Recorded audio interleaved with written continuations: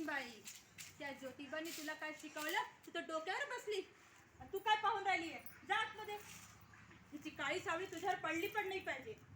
सासूबाई बघा कोण आलं. आल्या का भवानी? गावात कुठं आली? गावात शिकवून आली?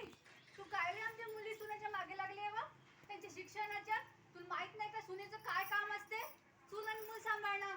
पण तुझ्या डोक्यातच ते शेण भरलाय शेण.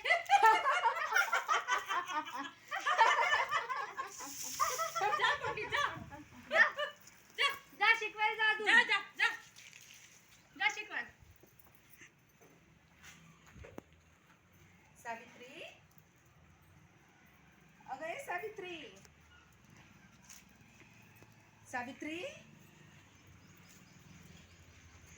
अगं ए सावित्री, काय कुठे हरवलीस? मला माहिती आहे आज जे काही पण गावामध्ये घडलं ते मला सगळं ठाऊक आहे.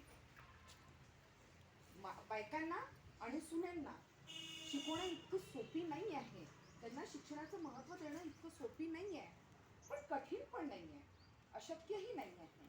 हो, आज मी बघितलं सुनांना आणि मुलींचं अजिबात शिक्षणाचं महत्त्व नाही.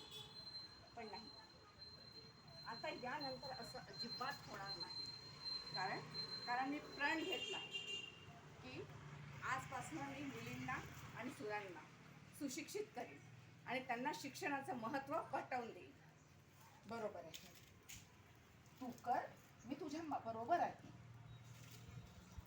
1848 मध्ये सावित्रीबाई फुले आणि ज्योतिबा फुलेच्या प्रयत्नाने पहिली बालिका शाळा उघडण्यास आली.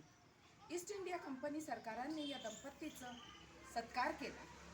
विधवा पुनरुत्थानासाठी पण या दोघांनी भरपूर कामं केली.